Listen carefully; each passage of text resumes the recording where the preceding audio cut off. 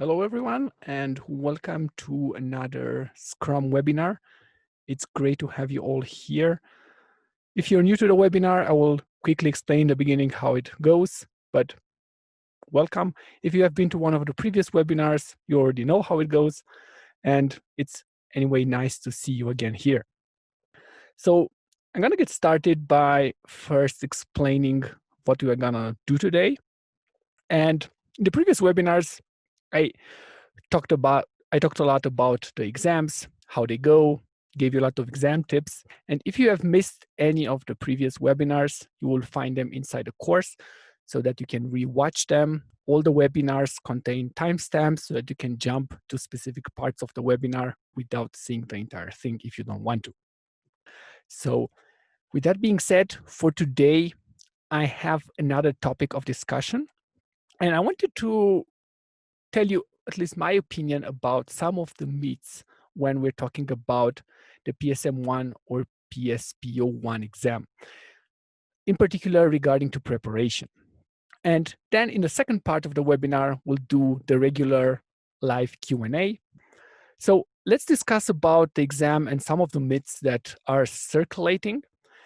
And I've seen a lot of advice that's on the internet, and I just want to give you my opinion how things are and what you should consider, what you should do and what you shouldn't do. One of the things that appear really a lot is the recommendation to read the Nexus guide. Now, for those of you who do not know, the Nexus guide is something that's built on top of Scrum, and it explains how to scale Scrum. So it's a scaling framework. Now, there are different ways to scale Scrum, and Nexus is like the official way from scrum.org how to do that. There are other ways as well. Now, while inside the Nexus guide, there are some interesting ideas regarding how to scale Scrum, overall, I would say 95% of the Nexus guide is not really interesting and definitely not relevant for the exam. So this is sort of a like myth-busted fake news. You do not need to read the Nexus guide. If you want to spend additional time reading it, no worries, but the exam will not contain practically anything that is in the Nexus guide. And the main ideas that you need to know about scaling Scrum are anyway inside the course. You know, the main rules, like if you have multiple teams, you will still have one product backlog and one product owner. For example, when you're scaling Scrum, one of the main concerns is to reduce dependencies between the teams and so on. So there are only a few ideas that really apply to scaling Scrum. Those rules, most of them are already in the Scrum guide. Otherwise, you will still find them in the course and in the prep questions. So there's really not a need to spend time reading the Nexus guide or doing any open assessments that involve the Nexus guide. The Nexus guide is definitely not part of the exam. Other recommendations that I saw refer to the open assessments. And depending which exam you're taking, there are only a few assessments that are really relevant. So for example, for PSM I, you should be taking the Scrum Open and also the Product Owner Open. Of course, for PSM I, a product owner will be a bit more product owner specific and will contain some questions that you may not know or that come from the EBM guide. So those will be a bit harder. The same goes with the Scrum Developer Open. This is very developer oriented, and you will not find such questions in the exam. So overall, I would say it's not necessary to do all open assessments for the exams. I already specified inside the course through the different assignments that you have, which of these open assessments are relevant for the exam. So it definitely doesn't hurt that you look at different ones, but I already got a lot of questions like, you know, I did the developer open and it's super hard. I don't know a lot of the terms that are inside there. What should I do? And my advice is, you know, don't worry. It's good that you look at these open assessments, that you do them. If you're working in software development, of course, it doesn't hurt to know some specific terms that are related to software development. But overall, other than what is specified in the course, these open assessments, not all open assessments are relevant for the exams. One of the things that you may hear is also that the exam itself is harder than the Scrum Open or the Product Owner Open. And this is actually true. The questions that you will find in the Scrum Open are not the most difficult questions. They're also not the easiest questions, but typically in the exam, you will find much harder questions than you find in open assessments. And I had a lot of students in the past that didn't take the course. They took a look at the Scrum Open, read the Scrum Guide a few times and thought, well, this is not so hard, I can pass it. And then in the real exam, there were questions that were much harder. This is why I sometimes get feedback from the students that the exam itself was easier than the prep questions that were inside the course. Try to make the practice exams as realistic and as hard as possible. Easier question you will find throughout the course in smaller quizzes, but especially the assessments for the exam are a bit harder, not much harder than the actual exam, but are hard just to prepare you properly for the exam. Just keep this in mind. What you see in the Scrum Open or in the Product Owner Open is not the level of difficulty you will have in the actual exam. You may also come across this information that you have 2 exam attempts. And this is also not true. If you take an official course from scrum.org, and such a course typically costs more or less $1,000 US, typically a bit more, you will also get 1 free attempt. But if you do not take such a course, and probably most of you don't do that, and only purchase the $150 or $200 attempt, then you only have 1 attempt. So you try the exam once. If you fail it, I'm sure you'll not fail it, but if you fail it, you have to pay it again. So you do not have 2 exam attempts. One other information that is circulating is regarding the time it takes you to prepare. Now, statistically, from what I'm hearing back from a lot of students, it takes about 2 to 4 weeks of preparation.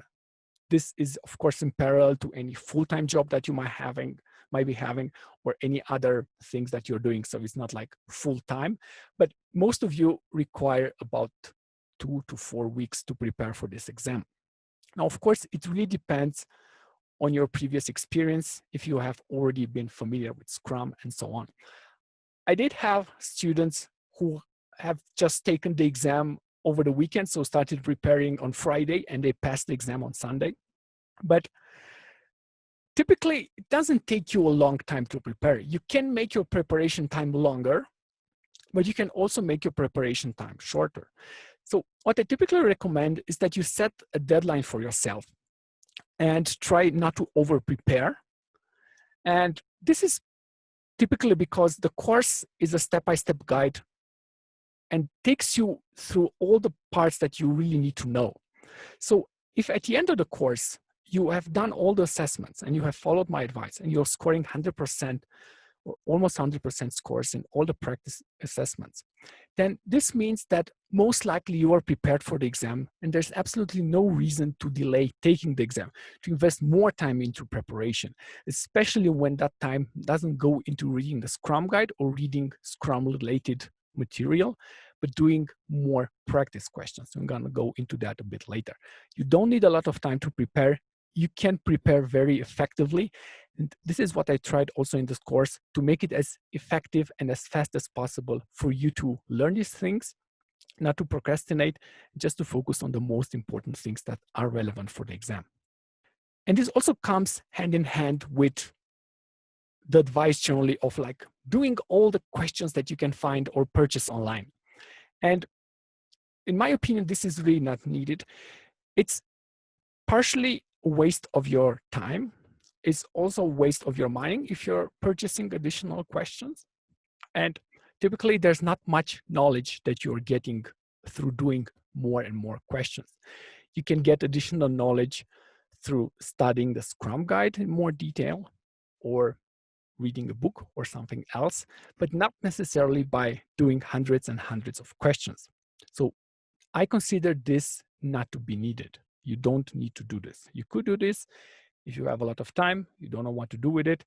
But if you want to be effective, don't do this. This is really not needed. The same goes with reading books. Now, I like to read books. Some of you may like books. Other of you may find them rather boring. Unfortunately, a lot of the Scrum books out there are not really good for the exam. They talk a lot about Scrum, they give a lot of general information, but they're not very specific for the exam. There are a few books out there that are very popular, and I think they have some value in them. But from my point of view, you registered for an online course, and the information that you can find in these books is also part of the course or part of the practice assignments. So you should consider reading books if you have time or if you like reading, but otherwise it's not really needed to read any books. If you look at a reading material that's recommended for this exam, it's quite long. You'll probably need, I don't know, 1 year to read everything that's recommended. And as I said, most of the books are they don't really prepare you for the exam. They are too general. But even these books that you see here on the slide, they are good for the exam. They can prepare you, but they can be redundant. So again, if you want to be effective with your time and money, you do not really need to read any books and purchase additional material. After you have passed the exam, I highly recommend that you spend some time and improve your overall know-how about Scrum, how to do proper Scrum, how to do proper Agile. But at least for this exam, at least for this initial phase, this is not needed. The internet is full of things, including exams.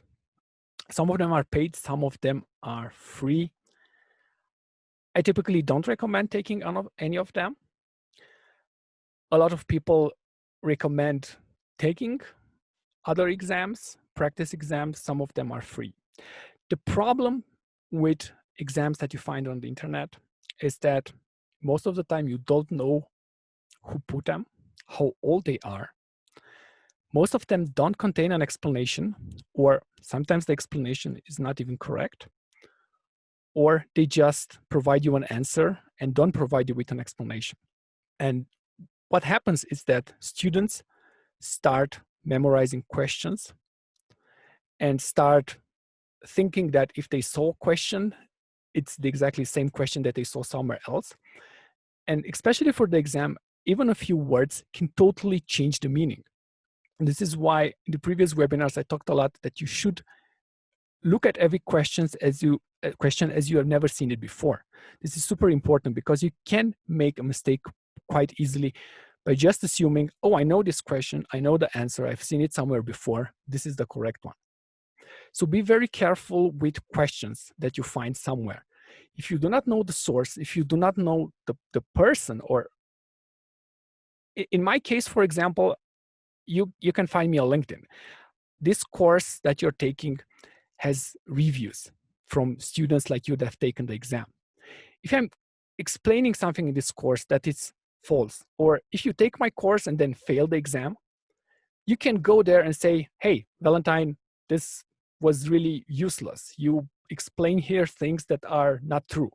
So I have this public profile, I have this public image. So you know that if I say something that is not true, or if I'm spreading wrong information, you can go and say, this guy, this is not good for the exam, or this guy, this is good for the exam.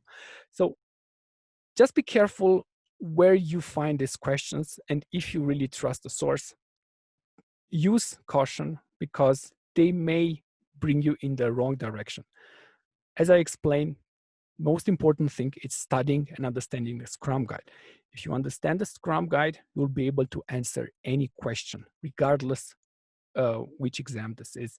So that's more important than doing tons and tons of questions, looking at questions that you find on the internet, and just assuming, oh, in the exam will be the same question.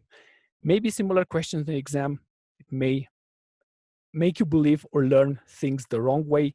You shouldn't be learning from questions. You should be learning from the Scrum Guide. So the process is always, you get a question wrong, then you go back to the Scrum Guide and try to understand why was that question wrong? Why did I answer it wrong? Is there something that I misunderstood? Or you can reach out to me in the Q&A section and then tell me what's going on. Another information is regarding things that are not in the Scrum Guide. So the exam can ask you things that are not in the Scrum Guide. And this is again something that is true. While probably 80% of the information that you find in the exam is coming directly from the Scrum Guide, there's still some other sources of information that may be relevant for the exam. One of them is, for example, the Scrum Guide. Oh, sorry, not the Scrum Guide, the Scrum Glossary. This is relevant for the exam. Also relevant for the exam is the Agile Manifesto. And overall, this Agile mindset of doing things. Now, of course, this is not so easy to grasp, but the main idea is that the Scrum Guide is not a single source of information. For the product owner certification, you can also get a few questions from the EBM guide. So the Scrum Guide is super important, but there are also other factors that may be relevant. Another thing I heard from others, and I can believe for you, it's quite hard to look at these things. So for example, you're reading a blog post or you're reading some information that somebody write who has passed the exam. So it's quite hard to, you're trying to imitate what others do. So if somebody says, hey, you can do this and you can do that, and I did this and I passed the exam, I can understand that for you, it can be very tempting to replicate what others did. And one of the things I noticed is that you can Google questions during the exam. And this is partially true, but use this with caution. First of all, in the exam, you do not have a lot of time. So the fastest way to do things is to answer the questions on your own. And because of this lack of time, you typically do not have time to look in the Scrum Guide, and you do not have a lot of time to do research, either in a book or online or something like this. Second of all, even if you would find a question that is answered somewhere, then you still have no guarantee that that is the correct option. So my advice is not to rely on something like this. Rely on your own knowledge, rely on your preparation that you did, and do not try to get influenced by what others say. And this also comes regarding doing what others did. And my point of view is that you shouldn't do what others do. You should pick someone and trust someone. And hopefully you will trust me, because this is why I created this course for you, to lead you on the right path and to also have an effective and clear way of passing the exam without worrying what others say. And once again, you take my course, I invite you to put your trust into what I'm saying, and you can let me know after the exam if I was right or not. If I wasn't right, then we'll see. So far, I didn't have a single student coming back after they taking the course and said, what you said is not accurate. The exam was this and this, and I was unprepared. Quite the opposite. I'm getting almost every day reviews and messages from students telling me that the course works, that what's in the course is a proper preparation for the exam. You should also be careful when you're looking at materials that you find online. You should be very careful regarding the source. First of all, you should look for material that is older than 2017, because this is the latest version of the Scrum Guide. And it's quite important that you look at information that is up to date. A lot of information out there, it may seem very nice. It may seem that it makes sense, but it may be totally inappropriate for the exam itself. So from this point of view, make sure that what you're looking into is relevant for the PSM I or the PSPO I exam. Not all the information out there is relevant. So this was the initial part of the webinar. So thank you all for waiting. And I can see Ashish already has a question. Perfect. I just wanted to share the feedback. I took my Scrum examination last week, and I passed it with 98%. So the course is really great. The tips that you have provided, like reading every question and do not have a tendency to select the answer, that was really helpful for me.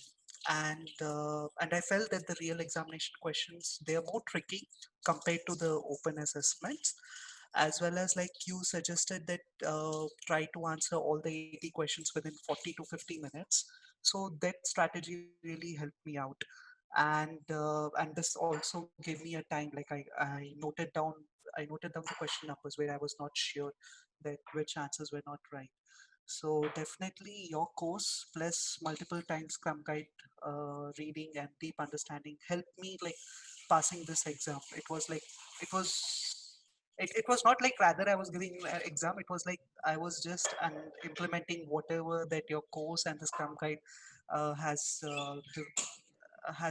like it was really easy passing this exam for me, Mm. and I would like to really thank you a lot. So Okay. You're uh, more than welcome, and thank you for coming and confirming this. What are your next steps? Do you have a question for me, or just yeah, wanted to? yeah, my next question was like I was looking forward for PSM II. I'm very much excited now that I have my learning path going like with Scrum Master. So I wanted to understand like, are you planning for this course or you have any guidance in future that's coming up for PSM II? I already started working on a PSM2 course, and I will. There will be something available in the next period, and of course, I will let you know about that. Generally speaking, I can say that PSM2 exam is not for everyone. It's a much harder exam, and really requires a deep understanding of the Scrum Guide.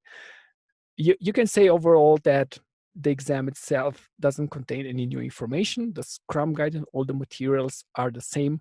It's just the level of questions are much harder. Right. Most likely, I will also do a webinar, probably one of the next webinars. I will talk about the PSM2 exam, or generally what to do after the PSM I or the PSPO I exam. Okay. We also have Mustafa. Hello, can you hear me? Yeah, I can.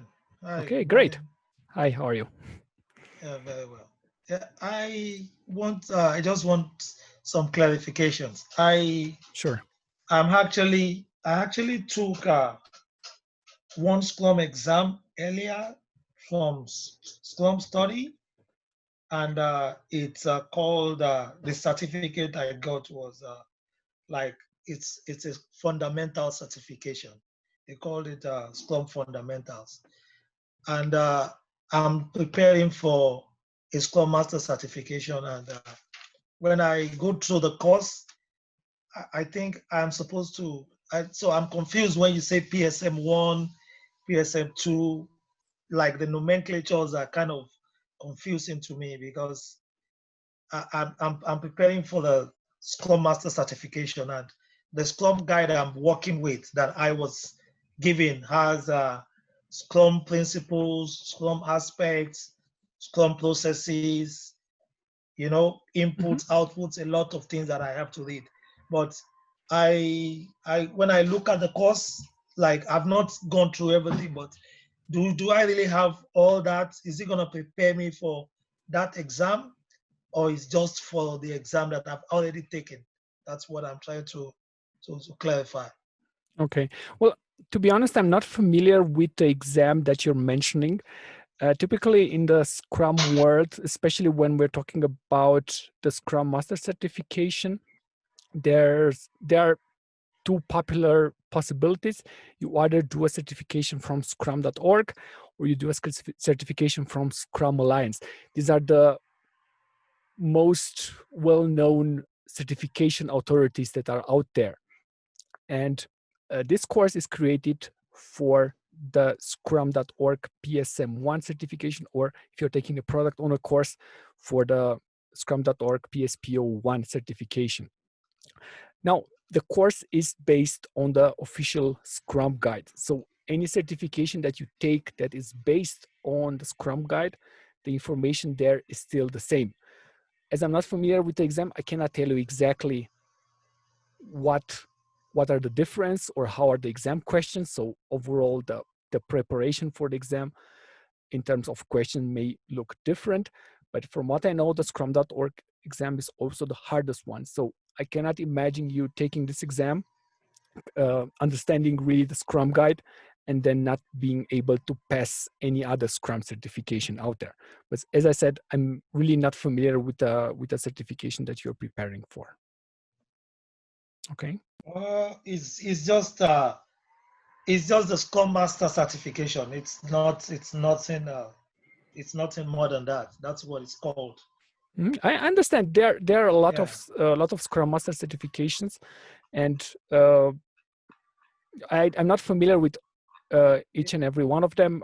Generally, the most popular is SCRUMstudy, I think. Yeah, that's as I said, I cannot really comment on that as I'm not really familiar with that particular certification. I see that there are also a few questions in the group chat, so I will try to answer them. A question is, who creates the sprint goal? That's quite an easy one. So the sprint goal is created during the sprint planning meeting. What happens is that the product owner comes with a business goal in mind and a list of product backlog items that can help reach that specific business goal. And based on these inputs, the entire Scrum team has a discussion regarding what's possible in the next sprint and will work on creating the sprint goal together. So that's the main idea. It's the entire collaboration of the Scrum team. Another question is regarding which certification to do after this one. That largely depends on your position or where you want to go. Many students want to take both certifications. For example, if you already have the PSM I certification, you may want to look into the product owner certification as well, since the exams are quite similar and also the courses are relatively similar. This is for the case that you're not really sure what you will do later on. If you are a more established Scrum Master or a product owner, or you're working more in the product management side, then of course it doesn't really make a lot of sense to also jump into the Scrum Master board. Another level of certification is of course the level 2 certification that can also be useful and can really help you differentiate yourself from others, especially if you want to get a job. But you should always put any Scrum certifications in balance with any other professional certifications that may be relevant to you. So some organizations may put a higher importance on doing Scrum the proper way and will value more Scrum certification, but other organizations may be more interested in your hard skills, not necessarily what your Scrum knowledge is. And then, for example, other Scrum certifications will not help you so much. This is a great idea for another webinar to discuss a bit more what to do with your professional career, how the certifications help you, what are your options after this. Another question is regarding the PSM I in comparison to the CSM exam from Scrum Alliance. So the difference in a nutshell is that for the CSM exam, you have to attend a course. That course tends to be quite expensive. So if, for example, your company pays for that course, then that is great. If you have to pay for such a course from your own pocket, you probably would not be so happy to pay more or less $1,000 for attending a course. And from what I know, also this certification needs to be renewed every 2 years. Don't quote me on that, but more or less, I think these are the differences. A lot of people say that the CSM certification is much easier to obtain. So the exam questions are much easier. But if you put the money in balance, a lot of people go with the PSM exam because while it is not cheap, also depending on your location, it is well recognized and it is harder, but definitely not impossible. And as you've seen, a lot of students have passed this exam with high scores by taking the course.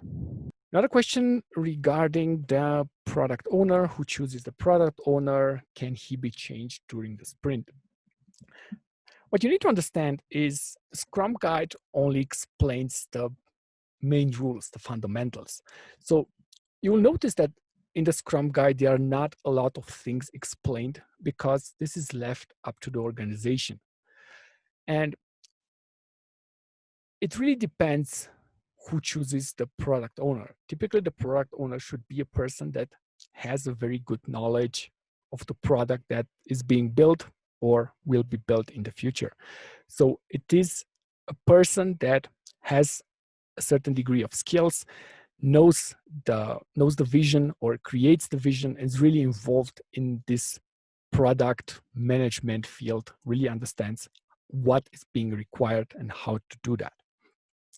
Now, it really depends from organization to organization who chooses the product owner. Typically, the product owner is someone that comes from inside, someone that has a certain degree of trust and a certain degree of decision-making in the organization. While there are no specific rules regarding when should the product owner be chosen or when can it be changed, typically any changes to the Scrum team itself is not desired. Now, of course, if the person that is the product owner decides to leave the company, then of course you need to change it. But you cannot say that there's a proper time to change the product owner. Typically, when such changes occur, they happen at the end of the sprint so that you have sort of like a conclusion. And especially if somebody else is taking the product owner role, you will have like two persons or the future product owner also trying to make this transition with the existing product owner so that there's not a disruption when the product owner leaves. In one of the assessments, I gave the answer that the sprint goal is created by the Scrum team, and I got it wrong. Well, it really depends a lot. This is the part when you are lacking a lot of context, and you must be very careful not to confuse similarly looking questions. So that's super important that you read the entire question, because even a minor detail in the way the question is formulated or between the answers can change. So there's no, this is the question and this is only the only answer. This is why I'm saying it's super important that you read the entire question and understand the intention of the question before picking up the respective answer. As I said in the past, do not rely on what others say. It's always important that you go back to the Scrum Guide and read it for yourself. Go to the Scrum Guide, read the respective part in the sprint planning meeting, and read who creates the sprint goal. So that's super important. Don't trust external sources. You don't even have to trust me. You have to go to the Scrum Guide and check that out for yourself. And this is the best way to learn. Is it mandatory to include one improvement from the sprint retrospective to the backlog? Yes, this is one of the requirements of the sprint retrospective. The goal of the retrospective is to improve something. So if you just identify things that need improving, but do not act on actually improving something, the entire retrospective has been just another meeting that hasn't generated anything. So idea is to take the most important thing that can be done in the next sprint in terms of improving the process or improving something altogether, the infrastructure, the architecture, something, and adding that to the next sprint. So typically you will add that to the sprint backlog directly so that it gets done. So this is a mandatory thing that comes from Scrum. You should do at least one improvement with every sprint so that you can actually improve. And in the next retrospective, you can look back and take a look and see if this actually helped. So let's see the question. Let's hear the question. Hi, I just want to ask that how is the definition of done is determined by different product development team or different development teams, and how a product owner collaborate the increment out of it. I'm not sure I fully understood your question. Could you maybe rephrase? So you're asking about the definition of done. Is it who creates the definition of done? I'm asking about the definition of done, as there is a one product backlog, but again there are different development team working on the same. So how they are going to determine the definition of done and how a product owner is going to decide that what increment, product increment he is going to release. Okay, that's a great question actually, because it addresses many aspects that are related to scaling Scrum. So the main idea is that all the teams, when you have multiple teams working on a product, all the teams need to collaborate and they need to create a product increment together. It's also called an integrated product increment because the work of all the teams need to go into one product increment. There are not multiple product increments that come from different teams, because then the product owner and the stakeholders would not know. So if you have 3 teams creating 3 different increments, which of them will you release? If you need features from all 3, this is why the work needs to be integrated. Now, in order to integrate the work and to understand what done means, all these teams need to have a common definition of done. This is super important. So they all need to get together and to define what done means. Because if every individual team would have a separate definition of done, then what is done when you have a single product increment? So this rule is super important, that they have a common definition of done. Now, this doesn't mean that each individual team cannot have its own definition of done, but the first condition is to have a common definition of done. Now, when you have a common definition of done, then individual teams can have their own complementary definition of done. For example, if they focus on only some parts of the product, or they need want to establish a higher quality for specific items, for specific things regarding the product, and then they can create a compatible definition of done that is stringent. But at the same time, when you're looking back the product increment, when you're looking at the product increment, what is being done, then you have this common definition of done, and then everybody understands what done means, and this is super important. Another question from the chat: is Scrumversity certification authentic? I have absolutely no idea. To put it in a nutshell, Scrum was created by 2 persons, and they each run either scrum.org or Scrum Alliance. And these are the most reliable Scrum certifications that you can take. The other ones, I haven't heard about them. I know that there are other websites or other organizations that are offering certifications. I have no doubt that maybe their questions are just as hard or just as complete as scrum.org or Scrum Alliance, but they typically do not have the trust. So if an employer would look at your resume and see, oh, you have a certification from where? From Scrumversity, you can never heard of them, then this may be not so valuable. Of course, I understand that other websites may have cheaper certifications, and if price is an issue, then of course, better than having no certification at all. It's still good to have such a certification, but I would definitely recommend doing your research. And one way to do research is, for example, to open any job searching portal to see if anyone mentions this certification at all as being a recognized certification. When you're applying for a Scrum Master job or for a product owner job and they require Scrum certification, most likely it will be from scrum.org or Scrum Alliance. These are the most trustworthy organizations that are out there. So how important is the EBM guide in preparation for the PSPO exam? Okay. So in the exam, you'll typically have 2 or 3 questions that are directly related to the EBM guide. And it's definitely overall worth looking into the EBM guide, because it is quite an interesting way, especially for the product owner role, to understand how to actually measure things, how to measure the impact. This is highly related to this term that you have heard a lot, like value. Value can mean a lot. The EBM guide really goes a bit into how to manage that. So it's definitely a very interesting read. In terms of the exam, The course will also include an assignment that I definitely recommend you take.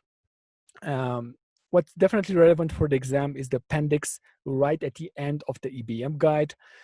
You should read the examples there, try to understand them, then try to do the open assessment regarding the agile measurements. So that can really help you have a better understanding. But in the exam, there will not be a lot of questions. Still, it will be a pity not to score a good, not to have a good score for those kind of questions as well. Just to clarify, this is only relevant for the product owner certification. This is not relevant for the Scrum Master certification. Another question from the chat. How can the development team support a good application architecture? Now, in Scrum, every time we are talking about architecture, infrastructure, anything that is related and is definitely not described in the Scrum Guide. If you look in the Scrum Guide, you do a search, you will find nothing regarding architecture. You will find absolutely nothing regarding infrastructure. So when you're encountering such questions, you always need to think back regarding what's important from a Scrum perspective, what's important in terms of what are the Scrum rules. In this question, are any Scrum rules that are definitely not obeyed when it comes to what's being suggested there? Now, when we're talking about application architecture, this happens in parallel to anything that happens in the sprint. So there are no specific sprints that deal with the application architecture. For example, the first 2 sprints will only do architecture and infrastructure. No, this is not what Scrum is promoting. The main idea is you may have in the first sprints, of course, more work to start the building blocks. If you're working on a software project, you don't have to do a lot of setup. Maybe you need to take care of the deployment. You need to take care of a lot of things to just deploy something, just to have something working. And that's totally understandable. What Scrum says is you should also build some business functionality. No matter how small, you should still have that business functionality into the product. For example, if you're building a mobile app, the first sprint, maybe you should just create a mobile app that shows a hello world message when you open it. And you may argue, well, that's not a lot of business value. There can still be business value into that because maybe that app already has a logo. Maybe that app, when you try to install it, doesn't work on some devices. Maybe that app crashes or something else happens, even if you just show that respective message. So there can still be feedback that can be gathered by building something small. So this is super important. Application architecture, this is something that emerges throughout the sprints. There are no special sprints that deal only with architecture and infrastructure or security or any other similar requirements. They go in parallel with building normal business functionality, and this is overall the main idea. Tanya has a question. I see some conflict. Outsiders are invited to sprint planning for advice, but when I see development teams self-organizing, they should not invite outsiders. Not 100% sure what you mean by that, but the overall idea is that the development team can invite other experts in the sprint planning meeting to give advice. Not necessarily, so definitely not to tell them how to do things. So that's an important thing to notice. Generally, there's no such thing as you can invite outsiders, you can collaborate with outsiders, but outsiders do not work on the project. So on the product, they only provide advice. So I'm not sure if this really answers your question, but I try to give you my understanding of what you asked here. I think we have another question from Rati. Hello? Hi. Hi. Hi. I just want to ask, can a product owner also play a role of Scrum Master in a Scrum team if there is no Scrum Master? Now, what do you think? What I'm saying that can a product owner perform the responsibilities of Scrum Master in a Scrum team if there is no Scrum Master in the same? Okay, but what is your opinion about this? Do you think this is possible? I think it's possible because Scrum Master is not related to any specific person. It's an responsibility. So that's what I'm thinking. But I Mhm. want to know your opinion regarding the same. Okay. And thank you for providing such a vital information. Thanks a lot. Okay. So you're right.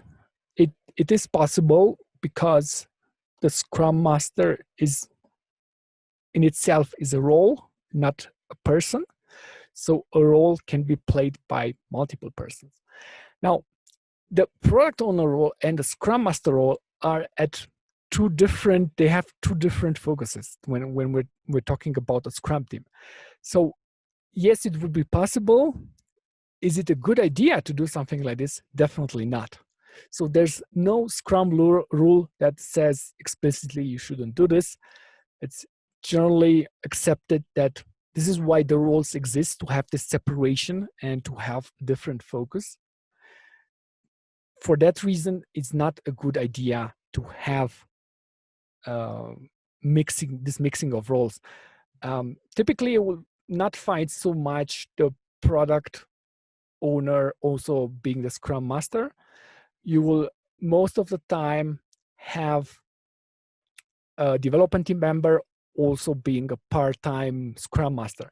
But generally, all these part-time roles, they do not tend to work so well in practice, and it's overall not a good idea to do this. Hello, can you hear me? Yes. Can you hear Perfect. me? Yes, I can hear you. Can a Scrum team cannot have a Scrum Master? Meaning to say, can a Scrum Master role be played by one of the IT team members? I mean, the development team members. Because in my organization, the development team head, the IT head, he plays a role of a Scrum Master. Is that being followed Scrum or not? Well, if you have a Scrum team with somebody who has the Scrum Master role, then everything is all right. You can have a development team member also being the Scrum Master, but as I've explained previously, this is typically not a good idea. Not a good idea to have one person having different Scrum roles. And one more question. Sure. At my organization, we only have a sprint planning meeting every 2 weeks once, but we do not have a sprint retrospective or a sprint review meeting. Mhm. So, do you think that we are following Scrum, or it's a bad way of handling the Scrum? Now, what do you think based on reading the Scrum guide? See, based on the guide, I feel that a Scrum should have all those events, all those That's 5 correct. events. That's correct. Those are mandatory events that have a purpose. And if you Mhm. take something out of the what's being explained in the Scrum guide, and you take it out and say, no, we don't need that.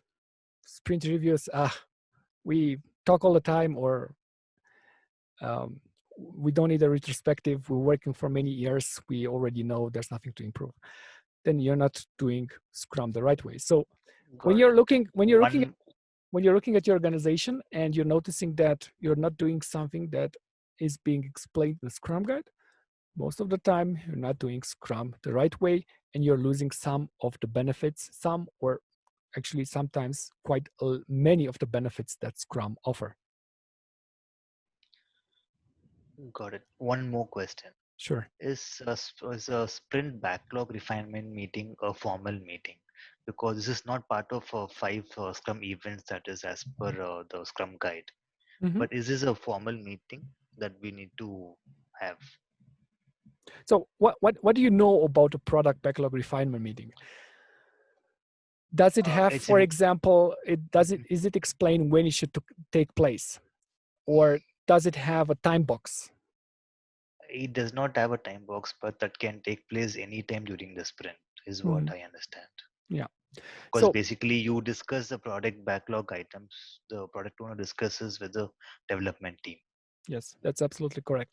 So the reason why Scrum hasn't included this is because this is not a mandatory meeting. Now, not being mandatory, it means that some teams may decide not to have this meeting at all. So that's also totally fine.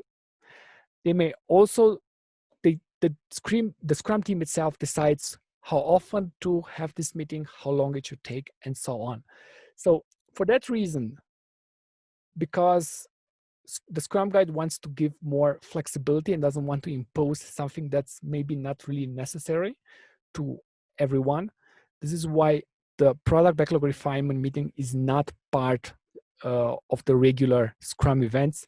It doesn't have a time box. It doesn't have a specific time when it should happen. It can happen once per sprint. It can happen, I don't know, every week. It can happen 2 times a week. It's totally up to the Scrum team to decide how often and if there is a need for this meeting. Okay. Can I ask you one last final question? I know we're Okay. short of time. Okay, one last question. So, yeah, any increment that is done at the end of the sprint, should that be released compulsorily?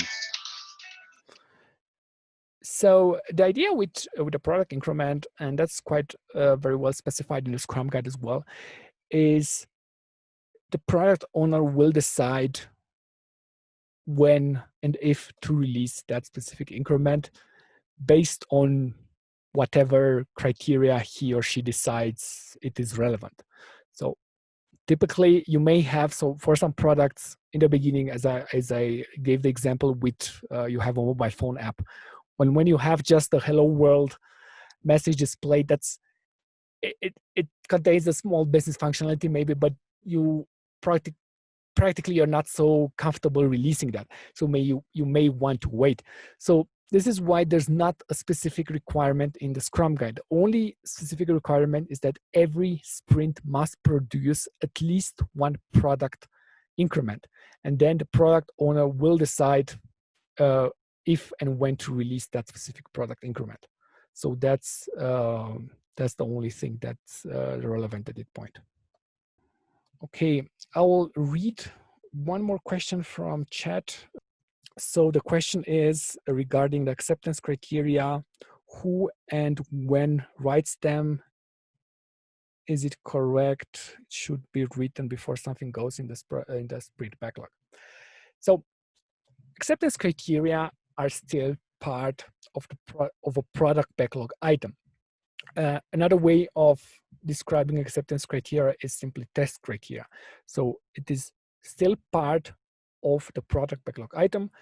So who's responsible for the product backlog item? The product owner is responsible for managing the product backlog. Now, the Scrum Guide is quite explicit that a product backlog item may have a test description, which is the acceptance criteria in this case.